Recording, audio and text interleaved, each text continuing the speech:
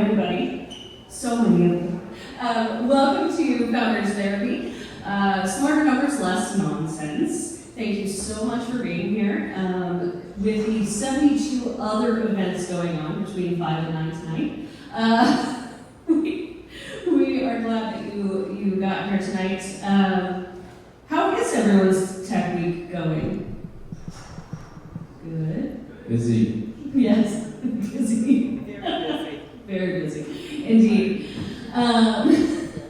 So I want to thank Digital Garage for letting us have this night here, and also Startup Intros and their founder, Deb Chandra, who is going to say a little bit about. Yeah, I guess it's hard to compete on a Thursday night, but we'll make it a good night. I run Startup Intros, so we are building a fundraising app to help founders raise better. Startupintros.com, join our newsletter. And then also part of Context VC, so we invest in military veterans. So thanks for coming. We're going to make it worth your while. And then we're going to have a great happy hour. We got a lot of food and drink, so I'm going to give it back to That's what Tech Week does to you.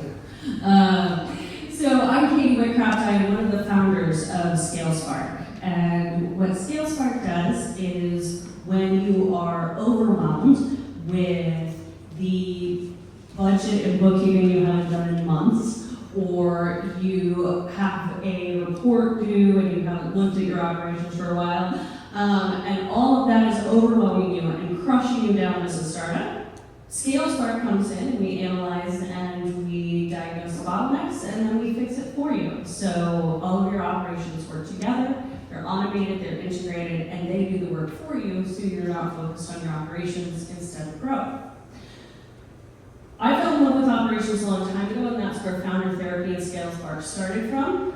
I've been doing operations for about 15 years, and as part of that, I ran a circus, a real circus, for 8 years.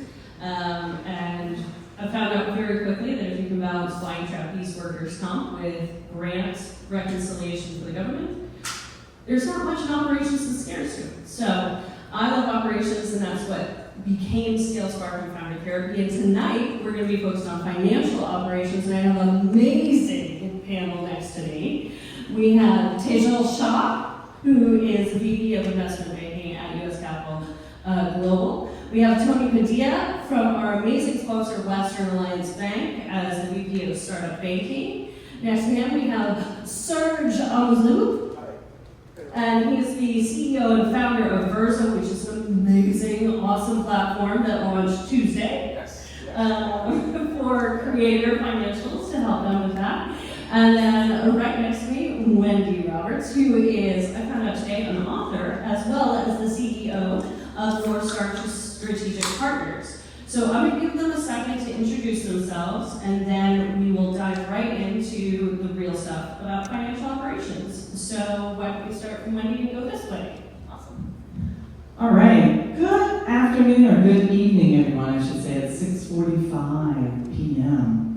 So again, my name is Wendy Roberts. I'm the CEO of North Star Strategic Partners, and my journey really started in public accounting. I have an accounting degree, so don't hold that against me. I'm really not your typical accountant, I promise. So I did public accounting, and then I started my own CPA practice. I sold that practice to become CFO for a startup that we sold to a public company. I then went into consulting work, and then from there I entered 2 decades in corporate America as a finance executive for very large multi-billion-dollar companies.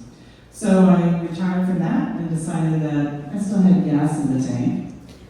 So I went and did the crazy thing. I started my 4th company from scratch, and I built it up, and I've been in business now in almost 6 years, and we are in the process of developing a software for our small business owners, and we help them become more profitable and scalable, and to get a valuation for them to have an ultimate exit, a strategic exit. Thank you. I'm glad to be here tonight. Wow, that was a wonderful introduction. And thanks so much, Katie, for having us here. Hey everyone, my name is Serge Amzoub. I'm the founder CEO of Velza, which is the financial operating system for the creator economy. Fundamentally, we help the creators get paid. And what that means is that they just start a contract in our software. We use AI to parse all the information. It generates the invoice for them automatically that they can send to the brand. And oftentimes, creators have to actually chase brands to get paid. We automate that entire process for them, so they don't actually have to do anything.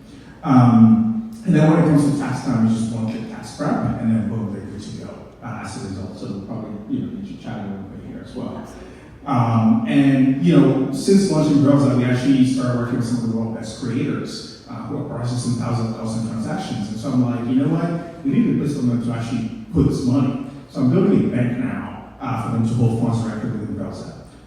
Because with banking, we can start offering lending products, right? Because creators, when they go to banks to get loans, they're not able to get loans because they view us as an amateur, right? How we with Drudge, we can actually underwrite based on the financial graph that we receive coming in. We can underwrite based on the influence. Some of the 100K followers is likely to bring in revenue, so we can actually underwrite based on that. Some of the million followers is likely to bring in that revenue. And so for the context of this panel and topic today, just what, to share a little bit about my background. I've been an entrepreneur since I was 16. Software engineer, started my first company when I was in high school, exited when I was 21, and then from there I've just been building companies. And I actually ended up dropping out of college. So that's a bit of my story. Excited to dive into it a little bit more during the session. All right, good evening, everyone. Delighted to be a part of this panel. Thank you, Katie. So my name is Tony Padilla. I'm the VP of Startup Banking for Western Alliance Bank. So we work primarily with early stage startup companies. We also support a lot of growth stage companies, Series A and beyond, as a venture debt provider. I've been in the tech banking space for 9 years now. Spent most of my career at First Republic Bank in Palo Alto. So really, we want to support our early stage founders as a bank partner. It's more than just getting set up with an account. We also serve as connectors to our clients in the community, and introducing them to capital providers, angel investors, VCs. So we really want to see our early stage founders raise, grow, and graduate out of our early stage growth program. And then that's where we can pivot as a bank to explore non-dilutive capital solutions like venture debt. So really delighted to be a part of this panel, and hope everyone gets good content. Thanks. Thanks everyone. Hi, happy to be here. Thanks Katie and all my fellow panelists. I'm Tejal Shah. I'm an investment banker. Have kind of got a funny way that I landed here. I am a mechanical engineer by background, so I did technical roles in product design early career. Then I pivoted into wealth management, working with high net worth individuals with asset allocation, portfolio management. That was at Merrill Lynch. My partner and I then left to do our own independent fee-only wealth management firm, which he runs successfully to date. I, in 2013, left the RIA to be a startup founder. I raised venture capital money for my startup, ran that for a while, have some battle wounds to share tonight. Then for 10 years, started companies or joined companies, raising venture money was part of it. No real exits, then decided to be an investment banker. So now help growth stage companies with financing, a lot of things banks may not do. We do with private money, a lot of private credit, obviously equity, growth stage equity, M&A, and we're global. So we're registered here in the US, the UK, and Dubai. So we help, and I always want to help young startups grow and graduate with all of these partners, because I remember not too far along when I was in that boat. So thank you for having me. I'm so excited to have all of you here. I'm looking forward to this panel a lot because I think financials is one of the scarier parts of being an entrepreneur, as far as what do you do, how do you do it, where do you get the funding, all of those pieces. So we're gonna dive right in. But as we go through this, please do feel free, if you have something to say, if you have a question, just shout it out. Think of it more as a fireside chat and less of like, we're up here, you're out there, don't talk to us. So, the first place I want to start is at a place that I think is really important and that not a lot of people think about is what's broken in this system. So by that I mean, what is the myth, the financial operations myth that you wish startup founders would unlearn today? And or what should they be doing with their financial operations? And so since we started with you, Wendy, last time, let's start maybe at the end. I think I'm stealing this from your panel prep. The valuation thing, I think people go out and make such a big, founders want to get the biggest valuations so early, but then you're really locking yourself in a box with very limited options. So you want to have a gradual valuation, you want to balance how much equity you want to dilute, plus give yourself room to grow so you're not doing down rounds, which a lot of companies right now are, or flat rounds, or any of those things. You also want to have opportunities of lots of exits along the way. So if you're raising something astronomical, you're basically IPO or bust. So you really, and again, it takes about 8 years to be an overnight startup success. So after 8 years, you may want to, you just want to give yourself options. So don't shoot yourself too early in the valuation. So one thing that I see a lot of early stage startups, or startups in general, is not paying attention to their cash management. You fundraise, you have all this capital, and you got to make sure that it's working for you. So I can't tell you how many times I see, clients that we work with just keep their funds in a non-interest bearing account.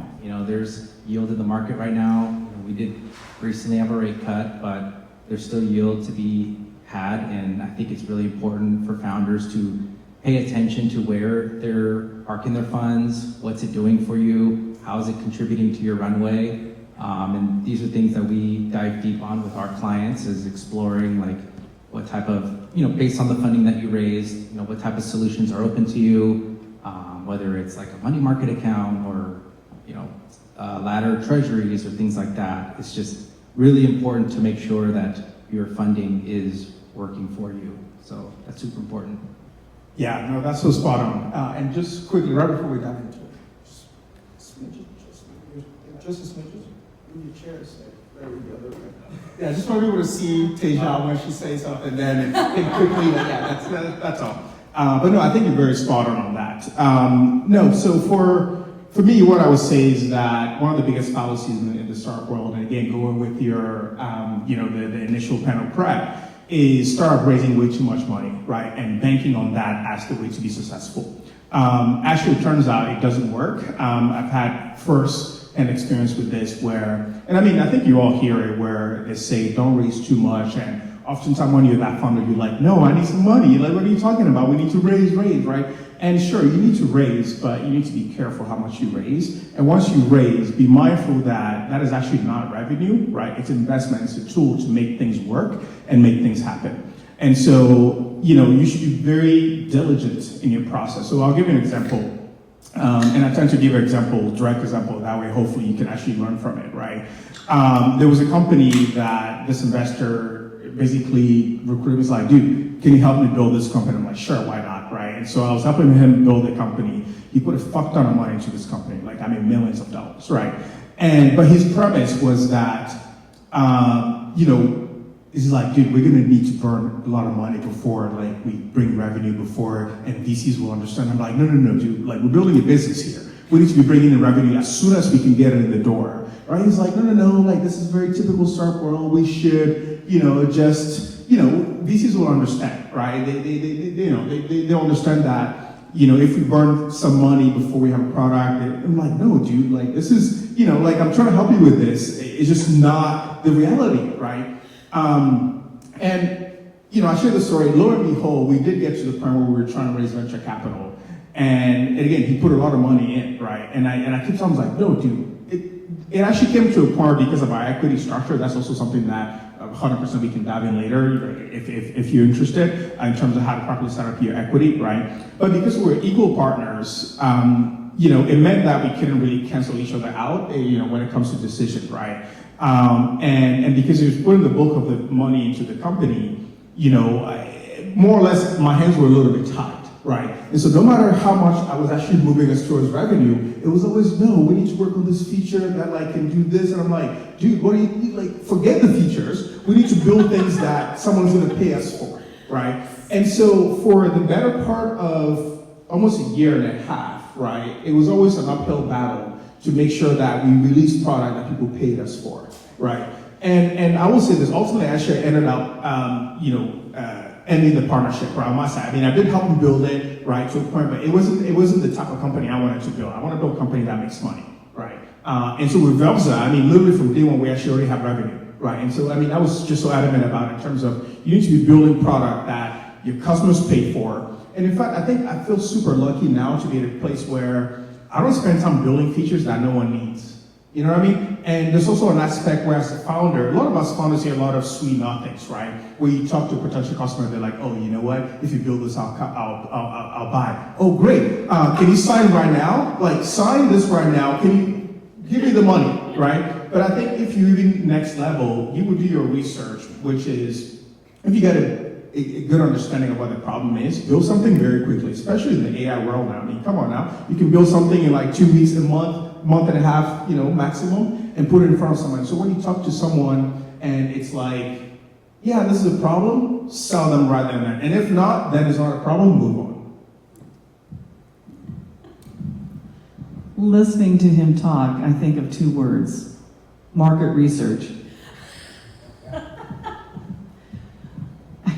So I'm going to go to the financial angle, but I'm just kind of following up on that.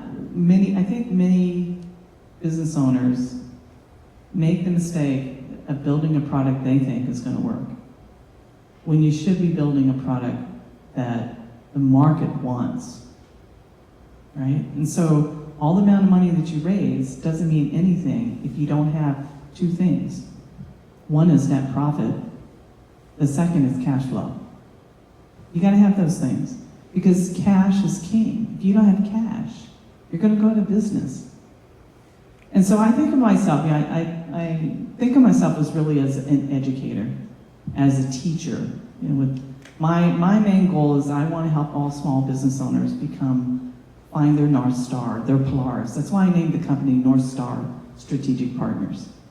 And that is my goal. One thing I think is really important: your financial statements tell the story about your business. Banker over here knows that. If you don't understand what your financial statements are telling you, you're missing a wonderful opportunity to be able to figure out how to maximize the benefits of your employees, of your profits, of your valuation we talked about on the end. Understanding the story of your business by understanding financial statements. I'm not going to make you an accountant. That's what I do. But I want to teach you what it's saying. So I want to just depart here 3 different ratios that I think are super important. They're easy. You can look them up in the internet. If you want to talk to me afterwards, I'll tell you how to calculate them. The first one is your gross profit margin. Gross profit margin. So that determines how efficient you are in using the tools and the products in order for you to get your services or products out to the marketplace. Gross profit margin, very, very important. If you are a software company or your services business, you should be at least 60 to 65% gross profit margin. The next one is the net profit margin. That tells me how profitable you are. If you're in the single digits, you're not going to stay in business for very long unless you take some measures to either cut costs or increase revenue. It's simple. And then the third one, which is very, very important to bankers, to buyers, to investors, is what is the working capital ratio? The working capital ratio. Banks look for about 1.25 to 1. If you're at 1 to 1, that means you have just enough assets, just enough cash current assets to your current liabilities. 1 to 1. If you're less than 1, you're in trouble. If you're more than 1, 1.25, 1.3 is a good number. That's what the analysts say. So the analyst then determines, okay, I think they have enough cash to be able to service the debt plus interest. If you have a 4 to 1, 5 to 1, and she loves hearing this at 4 to 1, 5 to 1 on evaluation, that means you're a cash cow. People are going to pay you more money because you have a higher working capital ratio. You're able to reinvest. You've got net profit. You can then turn it around or make that investor profitable. So those 3 ratios, the gross profit margin, the net profit margin, and the working capital ratio, those are all 3 things you just need to know as a CEO or business owner. And that will help you guide the story of your company to help you find the maximum valuation possible. That's amazing. I loved all of those answers. To just recap them, they were all talking about things you have to know, that you should know as an entrepreneur, as a person who owns a startup. You shouldn't pay more money than you need. You should know these numbers. You should understand what those numbers say. You shouldn't go after valuation too quickly. Like, you need all of this information as an entrepreneur. When you look at your financials, it might seem scary because it's the dollars, it's the cents, it's the things. It really tells you how unprepared you are for maybe next month or next year. But if you don't know it, if you ignore it, if you hide your head in the sand, it's not going to get better. And so these are the mythos that we live with, especially in Silicon Valley, especially in the tech startup world that we live in. We think that we all know the answers, and we don't. None of us do. So it's really important to listen to those things. So for my people who've sat in the founder's chair on this panel, this question goes to you. So I think, Serge, we'll start with you. How do you find those funding options? And Tony, I want to hear from you on this too. How did you find those funding options and those different financial instruments pre-VC, pre-funding? Beyond bootstrapping, though, as well. So where is that middle area where you can find some funding? Yeah, I mean, I think there's so many different opportunities for capital. I've definitely had my share of challenges and up and downs, but there's definitely been a lot of wins too. So, happy to chat about that too. And I'm interested to hear Tejal's thought on some of these too. But there's definitely multiple avenues. I mean, I think a lot of founders always try to, let's raise money from VCs, right? Top tier VC, let's go to ACCZ, let's go to, Benchmark, let's go to, but the reality is that everybody's trying to go through those funds, right? And unless you have an incredible pedigree, right? Maybe you've exited, previous company for some, hundreds of millions of dollars, you're likely not going to be on those guys' radars, right? And so therefore you end up chasing a bunch of VCs down are never going to look at you, which you end up wasting your time. And so, I think, for me, it has definitely been a process, right? I think with one of my first businesses, right, like after exiting my first company, sure, immediately I actually went in, I did invest my own capital initially in that first true tech, I like to call it true tech startup, right? Because my first company was a software development agency, right? We were building web apps and things like that for companies and businesses. And so I did invest my own capital, but what we ended up doing, like most founders, I was also in the place where I was looking for top VC money, right? It's like we have to get the top, investors. Now, unfortunately for that business, I actually only ended up getting one angel investor for that business. But that was to me the first example of, you can get money from like not an angel, but not a VC, but from an angel, right? But beyond that, in many other businesses that I've started, there's been a mix of different things. For sure, angel investments, right? But here's the thing. A lot of people actually forget that people in their network can actually become investors in their business, right? And so when you think about when you start a company, again, a lot of people initially be thinking you want to go to the tier 1 VC. But no, look in your network, right? Look through someone you may have worked with years ago, right? Maybe even your family, right? I mean, if you're able to, right? But oftentimes, the people who can support your business early on are someone that you already connected with, have a relationship with in the past, who's open to putting, 5K, 20K, I mean, 25K, 50K. I mean, I've had so many friends put in those amounts in my company, right? And that's just virtue of the fact that they're friends, right? And so a lot of people, again, you spend too much time trying to go in the shiny route, whereas your existing relationships, can already enable you to do this. So that's one avenue.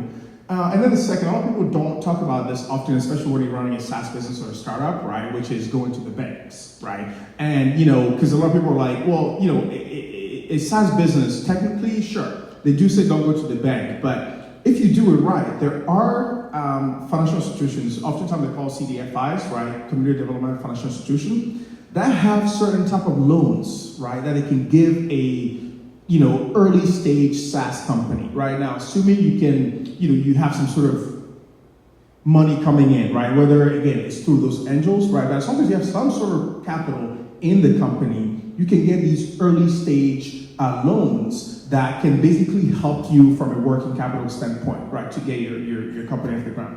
I know I've done that in the past before. I mean, we've gotten up to 50K. Right, and just like CDFI money, right, which is cool because we had working capital already. So like it helps you offset some of these things.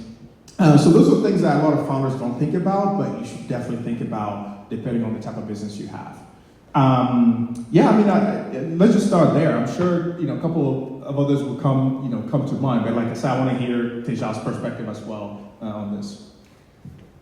Well, let's go to Tony. Let's go to Tony first because I know that as the VP of Startup Banking at Western Alliance, that you have some thoughts on financial instruments that are options for startups that startups might not know about. Yeah, so for us to be, capital provider, we do look for that institutional round, but we do have a platform where we help our early stage startups begin a relationship with the bank. And one of the advantages that our clients have is here at Western Alliance, we also have a fund banking practice where we bank a lot of the venture firms and private equity firms, and given those relationships, there's times where we can share our clients' pitch decks or try to see if there's any common interest for a warm introduction. So the relationships are really important, but I also see founders go through accelerators or incubators, and a lot of times, you get really great guidance, mentorship on your business, but there's also funding that comes with that too. So really encourage founders to explore, those types of accelerator opportunities. Also, depending on what industry you're in, there's government grant funding. Not really sure what that environment's like with everything in Washington right now and government shutdown, but for defense tech or deep tech or even like life sciences, biotech, there's a lot of there's a lot of grant funding out there. And I do know of a VC in my network that that's one of their key advantages is they help their founders. They focus a lot on neuroscience, but they help their founders apply for grant funding. So that's another funding option that's available.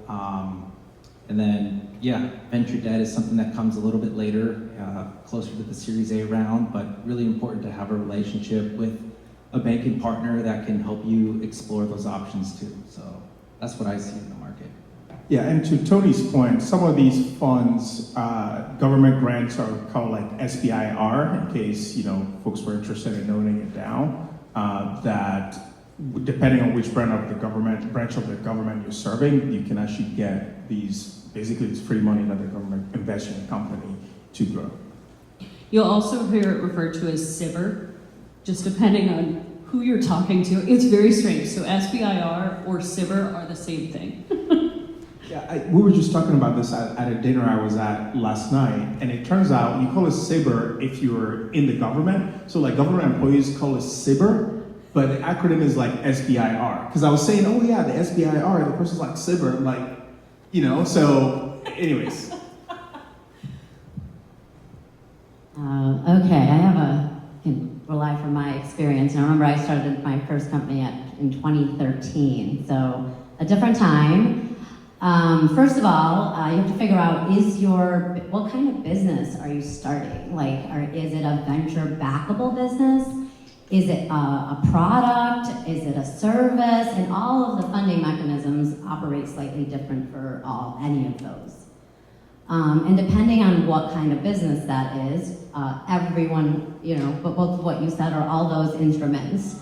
For a typical tech company that's venture backable, there are very specific things that you need to know about your business to make that realization. First, is it scalable? Is it going to reach millions? Is it a software play or something like that? That is one. If you're a brick and mortar, probably not a venture backable business. It is now. I will say a lot of things are hybrid these days. So because given the liquidity in the market, VC firms are operating a little bit like PE firms are operating like VCs, and family offices have gotten sophisticated. Angels are now like, it's not just your friends and family, they're very authentic angels, super angels. There's a lot of different options of that. But I will say, when you have a venture backable business, the first thing is the friends and family. Then you go out to a pre-seed round. Then this is all arbitrary, by the way. So when people give numbers, like I'm just letting you know, it's kind of some of it's all made up. So the earlier you can present your company, the better you are. I remember someone's like, oh yeah, I have a product. We're a seed stage. I'm like, no, you're not. You are pre-seed. You just, because you want to show that you did a lot with little. That's kind of the storytelling when you're pitching. I will say early stage is very different animal. So that is when you get to, it's a dollar and a dream sort of thing. You get to have the big vision. You don't have to have all the metrics. Again, venture backable business. Other businesses do not qualify here. So back to revenue and all those ratios, yes, very important always, but you get away with it at that early stage visionary time. So that's when you get to share the vision, the storytelling, the big market, and you get your, pre-seed, friends and family money. We like to call those the fluffy times. It is. Fluffy numbers. It is. It's great. And if an investor is asking you for your metrics, it's the wrong investor for you. Move away. Run away. Do not answer the question. Run away. You do not need unit economics at the pre-seed stage. They are important metrics. So now if you want to avoid all of that, I would say get money. Oh, the one thing I will say, funding mechanism is your customers can be your investors. That is a big one, especially if it's a SaaS platform or you're offering, hopefully, a company, not just a feature. So remember that. Don't build a feature, build a company. But your customers can also be investors. It's such a great story you can tell with that exact thing. Like, here is a paying customer who now wants this so much, they're investing in my company. So it's something that people overlook. Crowdfunding, if you have a certain, product company, that's also an option as well. And then everything else that people talked about in terms of non-dilutive financing, but you need to have an asset that you can leverage for that. All great talking points. I'm going to remember that. I love what you said, and we kind of touched on that a little bit already. Don't build a feature or don't build a product, build a company. I want you to think about that for just a minute, because that really hits home, whether you are doing equity, whether you're going for debt, whatever the case may be, but that really hits home. I'm glad you pointed that out. Another thing, and CDS are great, you can do up to $250,000. Banking is great. Love the bankers because they have great programs. Also seed money, friends and family. Another thing you might want to consider too is like the marrying of the two between equity and debt, and that is convertible debt. So convertible debt has an interest rate subject to it, but there are stipulations. And I'm not an attorney, okay? I'm not playing attorney here. We're getting recorded. I'm not an attorney. But there are options that you can do if you have convertible debt. In that if a certain event happens, let's say you get PE money or you get VC money, then that convertible debt then would convert to equity. So there's some event, but you don't actually lose equity yet. It's important to stay, in my opinion, it's important to keep on it. As much equity as you can hold on to is what, in my opinion, you want to be able to do. That's the smart thing. So if you give away too much equity early, then you're going to have devaluation down the road, right? And when you never really want that. So that will work against you. So think about convertible debt. I love everything that got set up here, but I want to point out that this panel is just killing the Field of Dreams motto. If you build it, they won't come. That's where we're headed right now. We want you to win, that's why. It's true. We all know if you really would have built that, nothing would have happened. So yeah, staying away from futures, really driving towards revenue and getting that money, those instruments that really help propel you. Cash is king. We've heard it already, and it's useful for things. And so we've talked a lot about how to get money, what to do with the money a little bit. Warren Buffett famously said, accounting is the language of business. And Wendy, we're going to start with you on this one, our CFO on the panel. In saying that, he was referencing financial reporting, how important your financial reports are, and you've already mentioned it on this panel. And so one of the things I want to talk about with everybody up here is how important is it for startups and entrepreneurs to actually have real financial reports, real-time financial reports, and be able to present that to get some of these funding options in place. Yeah, I do. I have one word, critical. If I can say anything at all, it's critical. Having the right data going in, having the right mechanism, even if you start with QuickBooks, or even if you start with Excel, maybe not the best option, but if you're bootstrapping, then do Excel. Next, move up to QuickBooks, and then go on from there, right? But it's very, very, very critical to have very good, solid financials and financial statements. Now, what I'm talking about is the balance sheet, the income statement are known as the profit and loss, and the cash flow statement. Those things, those three things, when you have really good financials, the banker's going to be really happy. And also, investors are going to be happy. And the private equity on the end there are going to be very happy. So spend the time, spend the energy to really understand, again, the story of your financial statements and what they're telling you and how you can properly manage your business. But I'm going to go back to my initial word, and that it is very critical to have good financial statements. Yeah, no, I agree very much with you, Wendy. But I have a very different take on this, which is it depends on the stage of your company.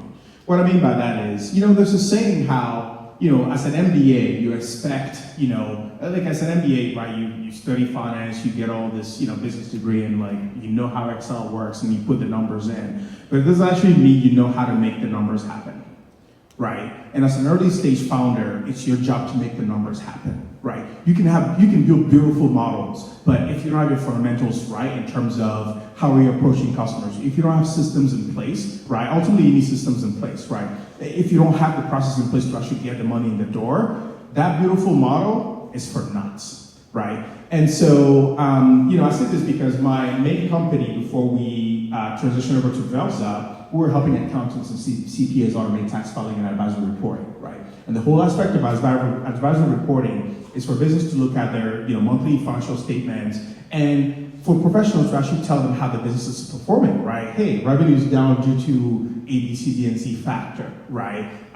Or revenue is up because of new product launch, A, B, C, D, and Z, right? X, Y, Z, whatever that may be, right? But we noticed that it's important to have these data. We talk about real time, right? It's actually important to have this data in real time, right? The traditional finance model is that you have a professional coming in at the end of the month, giving you a financial statement and P&L, balance sheet, cash flow, etc. I mean, come on now. By that time, it's already it's literally the end of the month. Things have already been happening. And you need to be thinking about the next month. That's already too late, right? From a data standpoint, sure, you can get a perspective of how the business is doing, but the most critical is getting it in real time, right?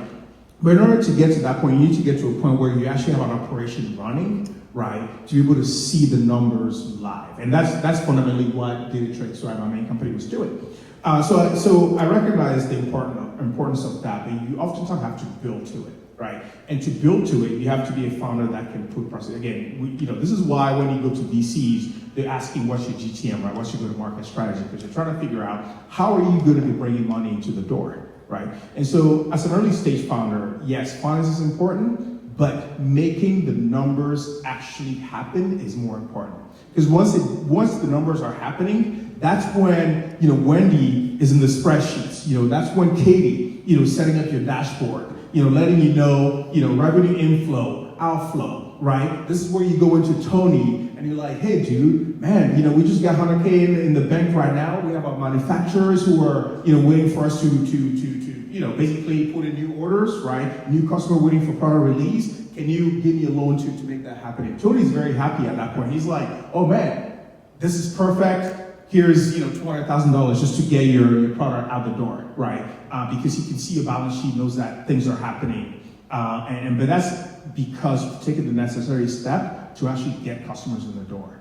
And then, of course, not just that. Once you get customers, you don't want to just spend the money that's coming in, for the sake of spending, right? That's when you need to start really looking at metrics, right? I mean, Wendy talked earlier about net profit, gross profit margin, right? And the other one. Working capital ratio, right? This is one of the things that Datatrix was actually helping customers do, right? When your ratio is above 1, you're in a very good spot, right? Below 1, yeah, that's a challenge, right? So anyways, these were metrics that we're putting together, right? And so, once revenue starts coming in, then you need to be looking at your expenses, right? Don't go and hire, every single person immediately just because you have money in the door, right? Be strategic, right? You need to bring on a salesperson, great. What is the potential ROI going to be, right? How is the salesperson going to help grow our revenue? Well, we need to bring on software engineers, great, but that's really going to be more R&D, right? Because you need time to build software before customers can pay for it. Actually say, okay, look, we definitely bring in money. If we're bringing in software engineers, we know we all live in San Francisco. We need software engineers are expensive. I mean, although with AI now it's interesting, you can vibe code something now, right? But even so, you still need someone to help you out. And so that's when you really go into the data and start playing with the model and be like, okay, if we brought on like a software engineer or two, how does that affect our cash flow, right? How does that affect our balance sheet, whatever the metric that you're tracking? And so all this to say, it's an amalgamation of systems and processes that you need to have in place for the numbers to work. But if you don't, then you're just looking at number for the sake of looking at numbers, and it's not going to drive your business forward just by themselves.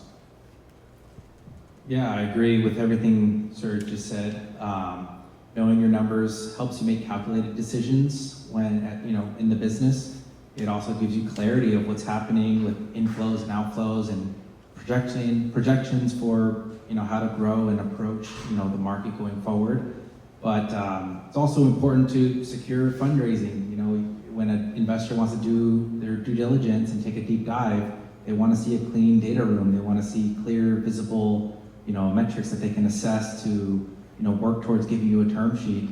And then even when interacting with us, as a Series A company and you take on venture debt from the bank, we do require most of our clients to report financials to us on a monthly or quarterly basis. So every month we're expecting our clients to communicate and give us their financials, and we don't want to be chasing down our clients if they're late. we don't want to take any recourse action or whatever, but it's super important to have clarity of, and be organized to make sure all your partners are happy. So yeah, definitely agree. It's like super paramount to know exactly what's happening within your company. Great info. I'm going to add a couple things to this. Treat your financials like your startup. You have to invest the same amount of time because that tells the story. Now, investors, as much as they love your business, you know your business better than anyone else. They kind of have a high level thing. What they do understand is numbers. And so that is the biggest thing that, anyone can, help. That's what I do all day. I basically take founder speak and translate it into investor speak. That's literally all I do all day, and part therapist too. But you need that in the beginning. You need to have very clarity, because then it also tells you how much money you need. And that's like the biggest thing. Like, the number one thing investors like, why do you need the money? Well, if you don't know how much things cost, what you need the money for, and you can't answer those questions, then you're in a tough spot. You're not going to be able to get any money.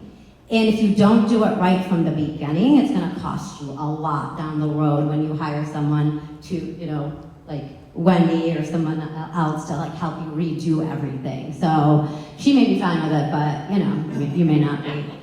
I think those are really, really, really important. Tony and I are talking about a deal right now, and the number one questions he asked me about a client I'm representing is, what's the runway look like? Send me the financials.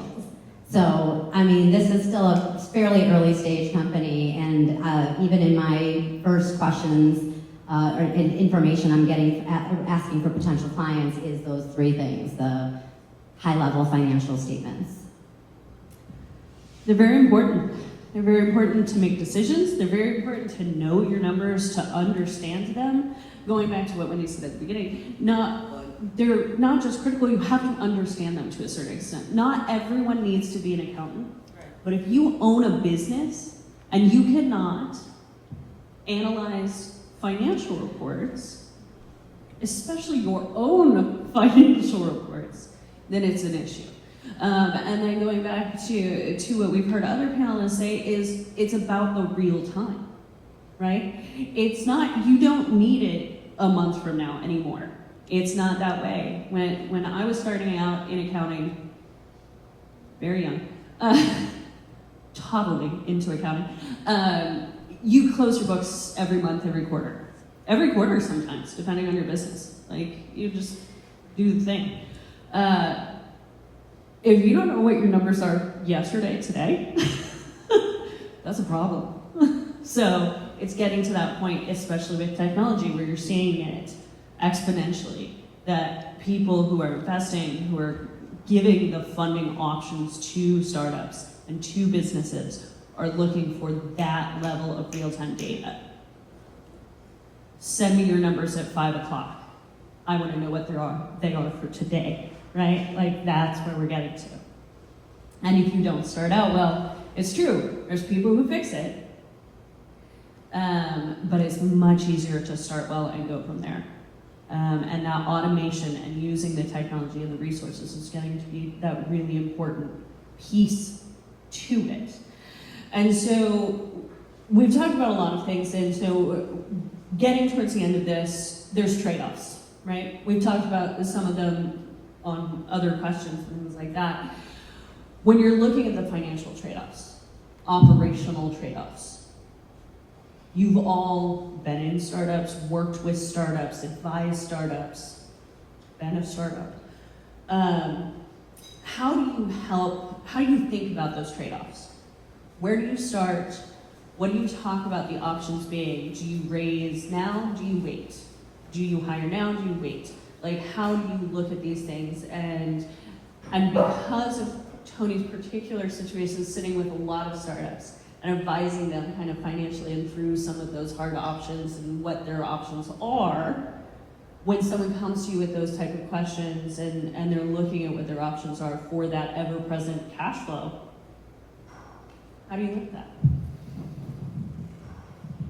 Yeah, I mean, it does depend on, the amount of what milestones you've hit, what does the market look like, competition. I mean, right now in this environment, we are seeing larger deals, but going to less companies. So, I think it's really important to find your niche in the market and try to really shop your company around to investors. But we do a lot of, on the later stage, we do a lot of evaluation with our clients, mainly to explore debt options, like when they are doing their Series A raise or their institutional round. A lot of times there is a misconception with some founders that they feel they do not need venture debt during their fundraise because they've just raised, so much capital. But it is good to know what your options are. Maybe you could take on, raise less equity and substitute that with venture debt to see if that gets you to the next hurdle or the next milestones that you're trying to reach or strive for as a company. So having a partner that can help walk you through different scenarios, different situations, whether you benefit from like a venture debt term loan or revolving line of credit, whatever helps you stay more nimble or makes sense for your particular situation. And I guess I'll just say every single deal is different. There is no one size fits all for this. It is kind of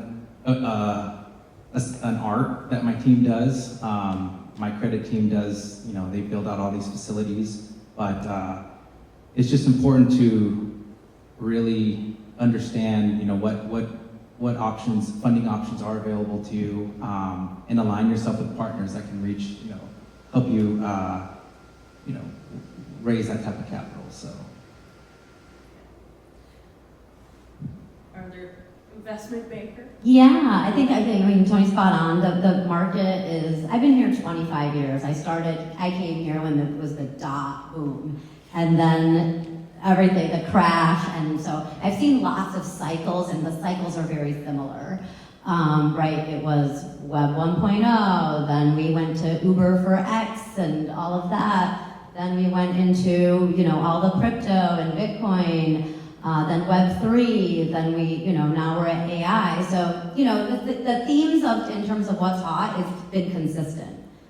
And then we had the ups and downs, absolutely, financial markets and all of that. Right now, it's a very interesting time because the volatility is quarter by quarter.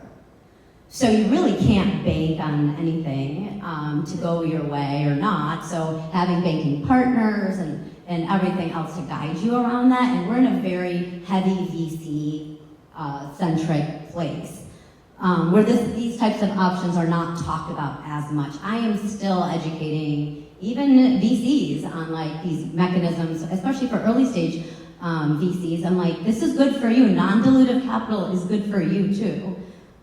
And it's a balance. It's a balance of taking on, to Tony's point, the venture debt when you can have it. Cash. We're going back to cash is king. When you're making money, you have more options available. Then if you have market volatility, then you want one of these options to buy yourself time so you don't have a down or a flat round and get your numbers up. So if you are going to go out for another equity raise, you've hit some milestones, whether it's customers, revenue, whatever it is. So it's always a fine art and a science.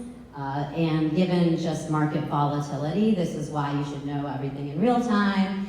And when you can get those options, double down on them because they may not be available tomorrow. Yeah, I agree 100%. And in terms of, how early should you raise and things of that nature, I always think as early as the fund is available to you, right?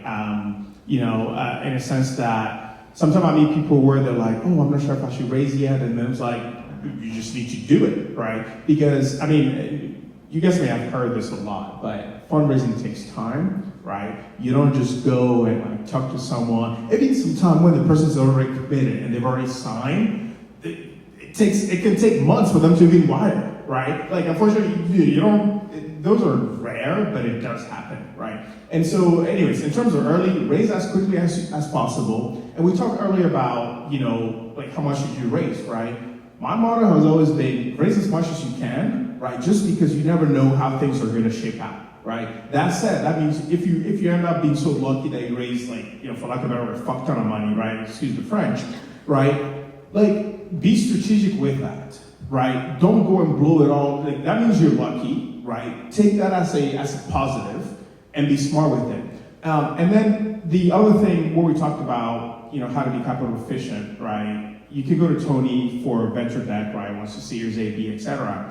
The other thing that you can do even at pre-seed, right? Let's say you raise $1 million, you can put some of that money in the treasury, right? Depending on who your banking partner is. I mean, a lot of startups don't do this. I mean, like, it's such a, like, you losing money just not doing that. You can put $250K in a treasury account, and within a year, that stuff is gonna grow. I mean, you could get 300K by the end, like, you know what I mean? Like, it happens, right? And so, you need a treasury account so that your investment dollar, that an investor who's worked their ass off to give you their money, can actually grow, right? So you may raise $1 million, but you actually may end up with 1.2 million because you put it in the right, I mean, it may not be that high, but you may at least 1.1, right? But that's because you put it in a high yields, treasury account, right, with Tony or any other bank, right? I'm sure Teja can, guide you in the right banks.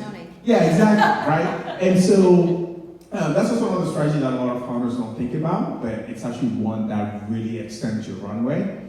And yeah, like I said, raise early. That's always, if there's an opportunity, take the money. I can't tell you how many founders I actually meet who are like, oh yeah, this family member, he's like, you put in 50K, but I'm not sure if I should take the money. I'm like, if someone's offering you money, take the money right there and then you can talk about it later. You can figure it out later. Because otherwise, if you don't, like, we never know what happens. You know what I mean? A week later, maybe a month later, maybe they need to renovate their house. So suddenly they're using this money to renovate the house. Or guess what? Maybe they're buying a boat, right? Maybe they're in sensible pay. And guess what? Your startup doesn't have funding, right? And so I always tell people, if someone is offering you money, take it, sign. In fact, don't even wait for them to send you the document. You should be proactive. Send them the document immediately. Send them the wire instructions. Like, excited to have you on board. You know what I mean? If money is available, take it, and then let whatever happens after that with financial discipline. I have a little bit different opinion on that. Again, I'm stingy with equity. I'm stingy. So I first want to hear from my business owners, and also accountable for myself. What are my goals? What are my goals? What are the objectives? Where do I want to be in 3 years from now, 5 years from now? And build that projection, build that cash flow, the cash forecast. And then I can look introspectively, right, to me and to who I want to be able to offer that equity. Maybe I want to offer it to my employees. Maybe I want to offer it to friends and family. Whoever you want to be able to offer that to. I would say take a really thoughtful process. Learn what your goals are, understand your objectives, and then go out and figure out what type of funding you want. Because if you're borrowing money, you're going to be paying an interest rate right now in today's standards. Unsecured debt, we're probably looking at about 7.5%, 8.5% SBA loan. Prime is 7.25. There you go. Hey, I'm not a banker, but I got close. So 7.25 is prime, plus you add 1 or 2 points on top of that. So you're looking 8.5%, maybe 9% debt. But I only am making 3.5%, maybe 4% on a CD. So I'm upside down. So I'm making less money on money I borrowed. That to me is not smart. Again, I'm going to make a comment about equity. Make sure you understand who and how you're going to give up your equity. Because equity is everything. It's like cash is king, equity is power. So where do you want to sell your equity? Do you want to sell it right before you have launched a prototype for your software? Or do you want to launch it as you have an MVP and self-fund or bootstrap it? You gain more power the more information you have out there in the marketplace. If you have an MVP, you're going to have a higher valuation than if you just have a concept. So that's my philosophy. And if somebody offers you money, yeah, you might not want to take you might want to take it, or you might want to say, maybe I'll wait, and I'll build my tool out, and then come back to me, because they're more than likely going to come back to you if they believe in you. Investors are investing in you because they believe in you. And the takeaway is this: it is very difficult to start a business, to bootstrap it. All of us who are founders here, it takes tenacity, it takes resilience, it takes persistence. But most of all, it takes the belief that you have, the unshakable belief that you have in your product or your service. And always remember that. Keep as much equity as you can until you need to get rid of it, or until you need to let it go and build your company up. That's my 2 cents. Equity is the most expensive capital out there. That's a fact, right? Because you're giving up, ownership stake. But it takes a village to build a business too. So I do want to add that, whatever, all the amazing traits that you just listed, that's going to take you to build that business. But that comes with a lot of people that are going to help you along the way. So I wouldn't nickel dime the equity in the beginning too much, because you gotta first of all get to have a business, and then you got to get it to a profitable business, and that takes a village. So, bring on the right partners, don't nickel dime the equity, be mindful of it, but know that people are putting their faith in you. They're taking on the same risk as well. So those early VCs that's basically seeing your vision without any of the metrics, they're worth the equity because they're believing in you, like you're believing in yourself. So, once you get to that, stage where you have more options, then maybe time to, kind of rethink the balance of what that looks like. But it's really early in the beginning. You don't have all the data, so stay on top of as much as you know what direction you're gonna go, and know you can only do 3 things at a time. Yeah, and just quickly, by show of hand, how many people are founders in the room? Yeah, okay, perfect, yeah, amazing. So, a lot of you are having these conversations, and I agree with Wendy and Tejal's approach, and I would just further harp on the fact that initially don't be too conservative with your equity, right? Because you need to be able to inspire people, right? Be smart about equity. You need to be able to bring on the right people who feel inspired to actually want to work with you, right? Because at the end of the day, you guys have heard or may have heard this before, right? It's like, if you have $1 billion business and you own 10-20% of it, it's better to own 10% of $1 billion than 90% of a $10 million company, right? And so you have an opportunity to actually make more by having less of an equity, but you need to be smart about it. To your point, I would actually say this: run away in terms of taking money. Run away from. Let's say you meet someone, right? They're like, hey, I can put in $100K for maybe like 50% of the company, right? Run away from those people immediately. Like, be gone. In fact, Shark Tank is more cinema or showbiz than real. You all know this. It's more showbiz than real startup world, right? So those are the people I would stay away from. Anyways. I would agree with that 100%. Yeah, I think bringing those 2 points together is, I think, yes, owning 10% of a $1 billion company is much more valuable than 90% of $1 million company, but you don't want to own 10% of a company you had the idea for at $100,000. Like, that's bad. You want to keep control of your company to see it to fruition. You don't want to end up putting yourself in a position where you lose control. So there is a fine line to walk between stingy with equity and crazy with just take the money and run. There's a line. And I think Tony said it best when it's an art form. What his team for the banking side does is an art form. When you're looking at your financial operations, everyone thinks, oh, it's numbers. There's no art to that. There is. There's an art to the way you approach it. There's an art to the way you strategize around it. And there is an art to the story your financials tell. I think one of the things that we didn't talk about, but is my favorite, is financial reporting and financial operations is not just, oh, here's a report. It's a story, and it's a valid part of your startup story. And if you can't tell that story, if you don't understand that story, if you can't incorporate that and make someone as passionate about your financial piece of your startup story as any other founding story, then you need to work on that, because it's a big part of it. It's a huge part of it, and it's everything that we've talked about tonight. So for a little fun at the end, even though we've had to lose Tejal, she's gonna go pick up a child from soccer.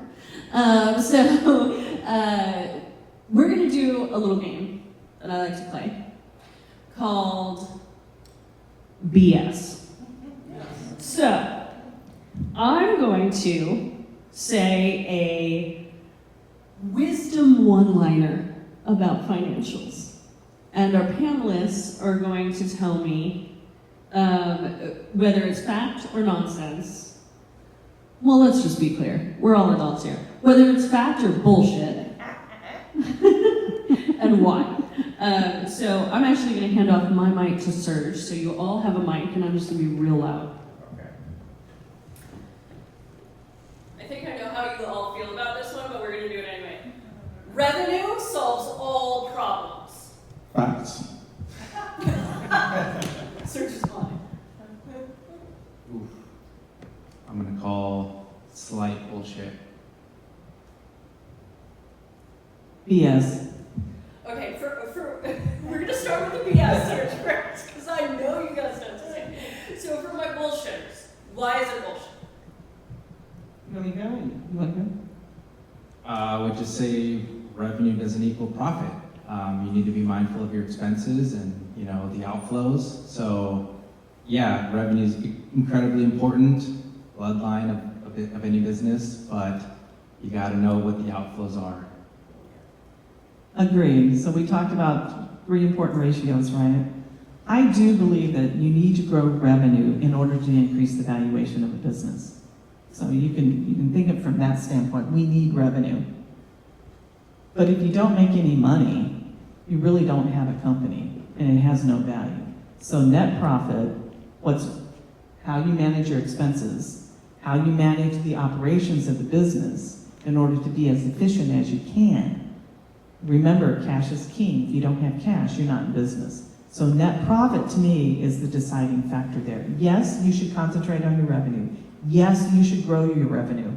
But at the end of the day, you gotta have cash in the bank. Yeah, no, I mean, I think that's spot on, right?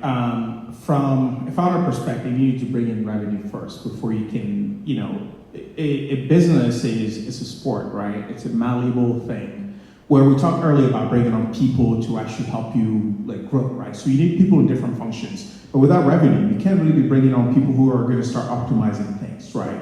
And so as a result, you need money coming in. And that's when you can get Wendy, right? Who's optimizing your spreadsheet, your financial statements, right? To make sure that you get into that gross profit. But also, I think that a lot of founders, you know, even though I've been in this, you know, in terms of helping founders think through financials, you know, there's that challenge where as a founder, you can only get so much into the weeds of the data in terms of understanding the business, because otherwise you'll be missing out on how you actually bring in revenue, right? And that's where, again, you bring on people to help you optimize, right? Make sure you're watching your expenses, you're making sure your ratios are spot on. And so as the founder, your biggest role is bring in revenue, then make sure that you optimize it to the point where you get the profit margins. And so therefore, you know, revenue is king, or cash is king. I love it. All right, next one-liner. CFOs are only for later stage startups. I think that's BS, but I might be slightly biased. I mean, as a CFO, you're biased. Serge, what do you think? Yeah, I mean, I already have a CFO, and it's just me. So I don't know how to answer that, because if you were to ask me this maybe 2 years ago, I would have been like, yeah, that's BS. We don't need a CFO yet in the early stage. Because, you know, I mean, that said, I was going to say earlier, I mean, our CFO, right, I know he's giving me a lot of shit about things in terms of our, you know, things have to be so diligent. I'm like, dude, I'm just focused on increasing this right now, right? I have a CFO who's like, yeah, like I'm like, yeah, that's great, but like literally, I'm focused on bringing in more. If I can bring in more, we can optimize, right? And so I know he's on me, and I'm like, sometimes I'm like, fuck, like excuse the French, but I'm like, but I'm like, I know, but that's his job, right? To make sure that we're sound business. And oftentimes as a founder, like you need to be doing this magic first things first before the numbers are lining up, right? And so, anyways, so again, 2 years ago, if you asked me, I would have said, you don't need a CFO in the early stage, but now I'll be like, actually, they're helpful even in the super early stage. All right, so we got 2 for BS. I guess, yeah, I'll also follow the train on that, BS. I think, it is helpful to have a CFO, and there's, fractional CFOs that startups can hire as well, where they're not, kind of in a limited capacity, but they do bring a lot of fiscal responsibility to the company.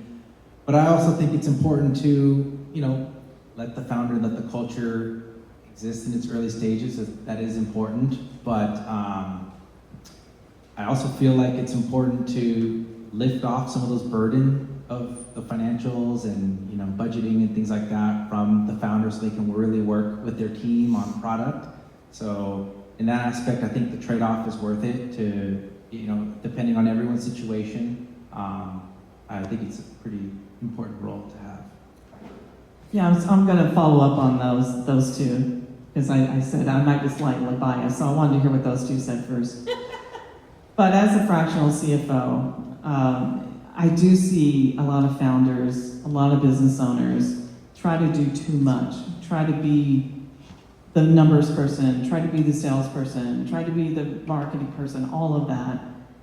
If you can afford a fractional CFO, and even if you can't, hire an accountant or bookkeeper to do the basic accounting for you.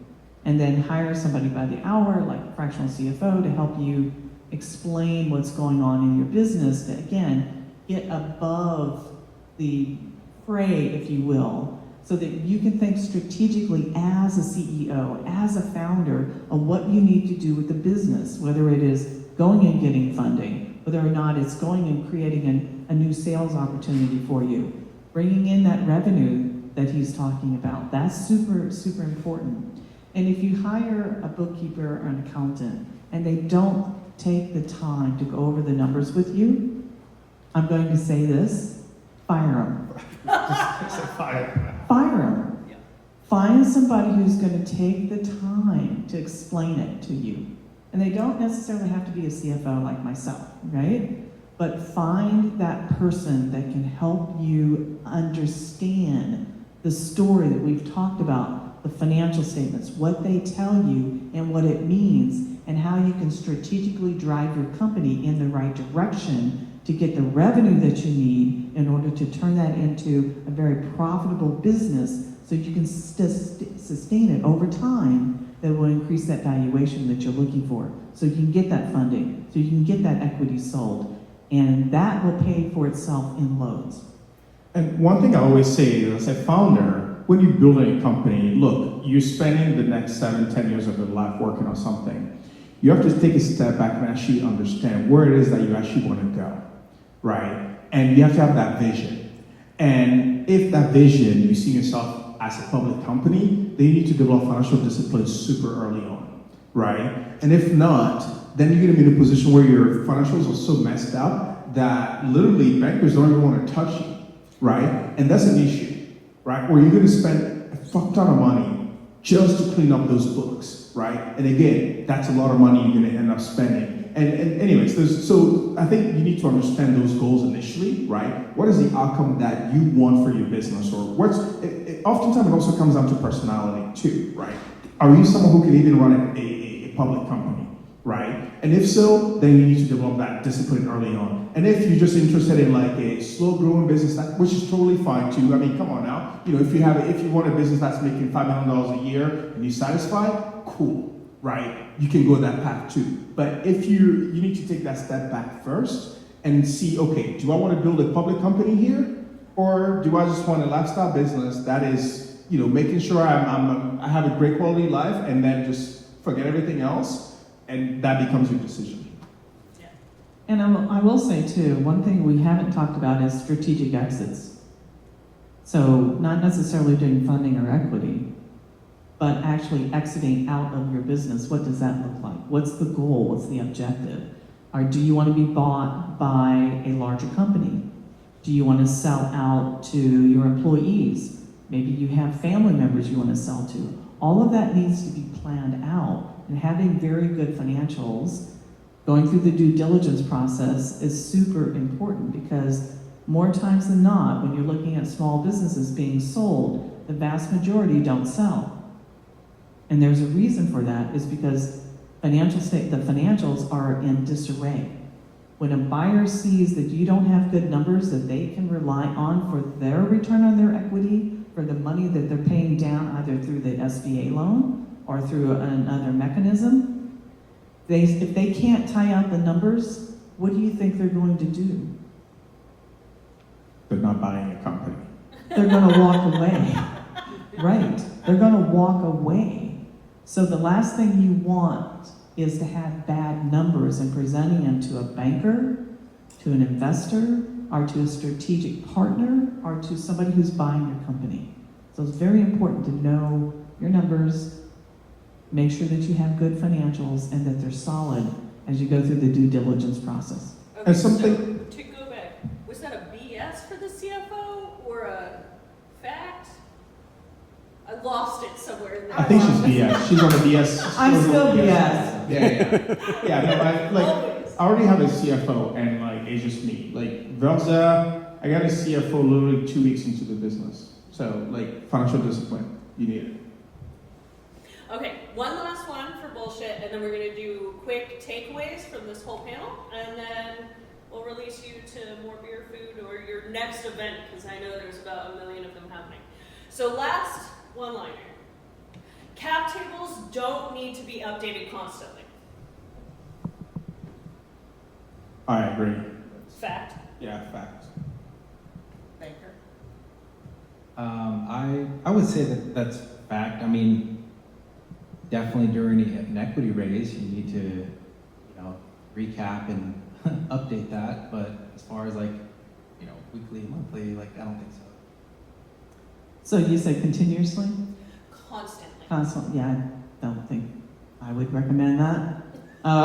Sounds like an awful lot of effort. It's an awful lot of effort. But if you have an event that's coming up, or if you're going to be doing another round, whatever the case may be, maybe even look at it once a year to make sure there aren't any errors, or you can have it in things like CompuShare and stuff like that. I mean, there's enough programs out there that can do it.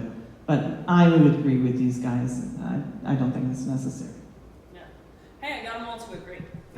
You did. Awesome. All right. So before we end, just one of the main takeaways you'd like the audience to take away from this that we talked about, or maybe that we didn't get to tonight. First thing is everybody should go and log into their online banking platform, see where your cash is being held, make sure it's working for you. That's point number one. Number two, align yourself with partners, whether it's a bank partner or private credit that can help you unlock non-dilutive capital. That's super important. Protect your equity, and just pay attention to your numbers, know your numbers, have clarity on your business. If that's not something that you really want to take on, hire a CFO. Yeah, no, that's very spot on many things. I always like to go back to the fundamentals, which is, as a founder, assess your own skills. What type of founder are you trying to be? Are you a founder who wants to build $1 billion business, or you just having fun, right? Trying to build something on the side. And I think those will shape how you think about growing your business. It will think about how you engage with people in terms of hiring those early employees, because you have to inspire people to join you early on, right? And so if there's anything that you can take away from this chat, for me would be be visionary.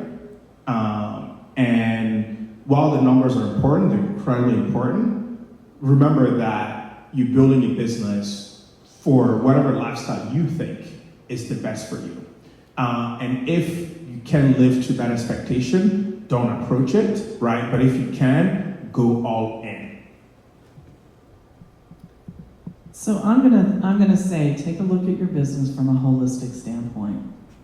You don't operate in a business in just a channel or just in one lane, but look at it holistically, both from a marketing standpoint, a financial structure and growth standpoint, an operational standpoint, a people and team building standpoint. Those 4 key pillars really make not just a good company, but a great company.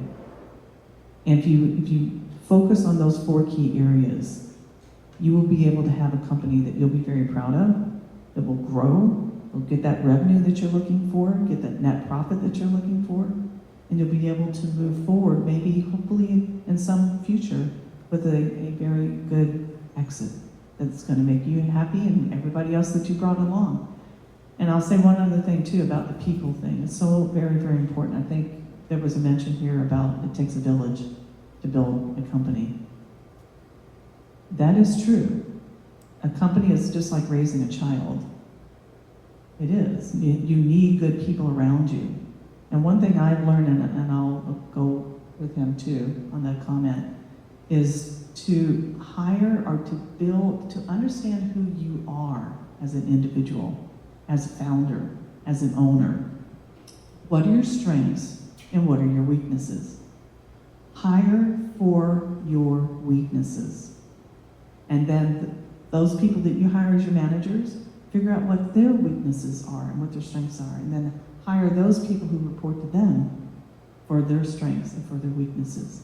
So what you will find, and people intuitively do this, they know, we all know what type of personality type we are intuitively. If you ever heard of the DISC profile, it's a great little tool to play, if you want to know who your partners are.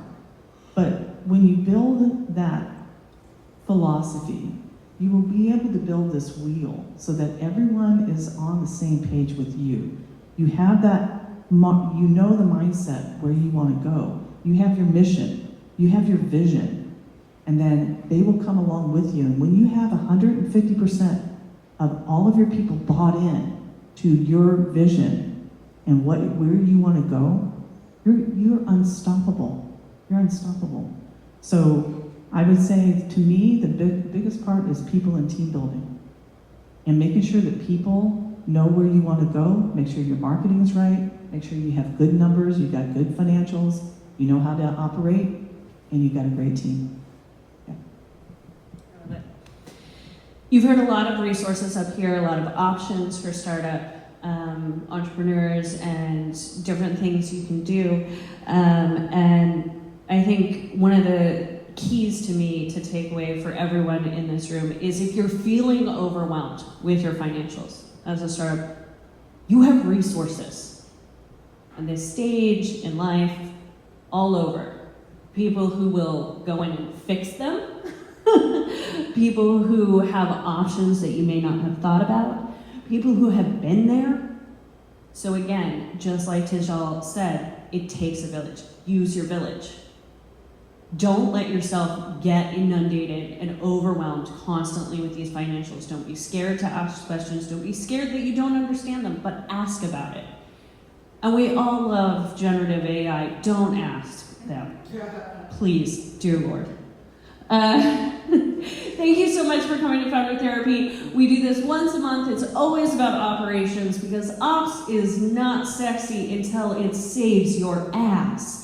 So next month, November 12th, we're at the JIC, being supported by Alchemist Accelerator, and we're doing it on sales and marketing operations, November 12th. So we'll reach out to you about that, but I want to say thank you to, in absentia, Tijal Shah, to Tony Padilla, Serge Amuzao, and Wendy Roberts for being my panelists today. Of course, Digital Garage and Startup Intros. Thank you so much.